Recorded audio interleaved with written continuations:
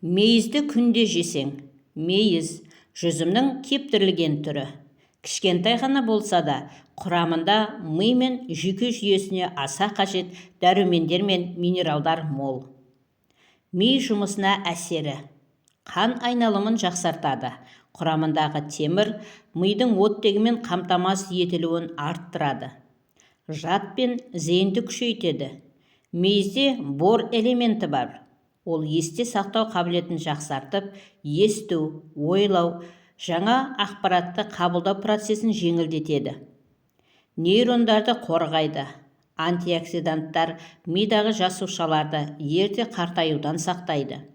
Жүйке жүйесінің жұмысын тұрақтандырады. Стрессті азайтады. В тобы дәрумендері жүйке жүйесін тыныштандырады. Мазасыздық пен шаршауды азайтады. Құрамындағы пайдалы заттар.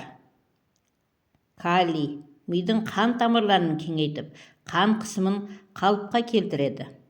Магний жүйке жүйесін тыныштандырып, ұйқыны реттейді. Глюкоза мен фруктоза миға энергия көзі. Шоколадтан айырмашылығы қанға баяу сіңеді.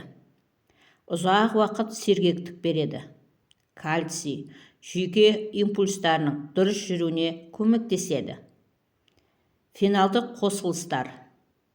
Ми жасушаларын зақымдайтын бос радикалдардан қорғайды. Қалай және қанша жеу керек? Күніне бір уыс 30-40 грамм шамасында жеу жеткілікті. Аш қарынға жеуге болады, бірақ асқазан қышқылы жоғары адамдарға тамақтан кейін жеген дұрыс. Шектен тыс көп жеу қандағы қант деңгейін көтеруі мүмкін, сондықтан диабеті бар адамдар абайлағаны жөн. Қорытынды. Күнделікті бір уыс мейіз жеу ми жұмысына табиғи қолдау.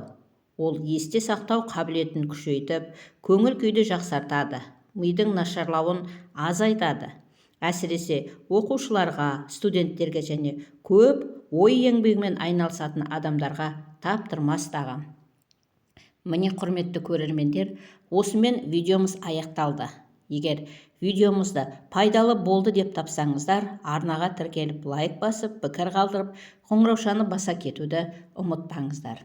Сіздердің болмашы, оп-оңай ғана әрекеттеріңіз біз үшін өте маңызды. Келесі видеода кездескенше аман сау болыңыздар. Дендеріңіз сау болсын.